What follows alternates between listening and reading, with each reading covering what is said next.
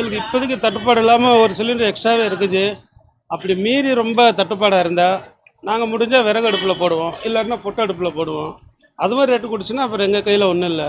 இதனால பப்ளிக்காக எங்களால் முடிஞ்ச அளவுக்கு கண்ட்ரோல் பண்ணி கொடுப்போம். சிலிண்டர் தட்டுப்பாடு காரணமாக விலைவாசி உயர கட்டாயம் உயரும்ஜி.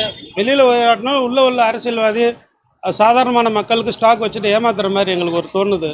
இத்தனை நாள் வரைக்கும் கிடைச்ச சிலிண்டர் இப்போ திடீர்னு ஏன் கிடைக்கல? சாதாரணமாகவே ஒரு வீடுன்னு இருந்தாக்கும் குறைஞ்சது ஒரு சிப்பு அரிசி வச்சுருப்பாங்க, ஒரு மாதத்துக்கு யூஸ் ஆகும்.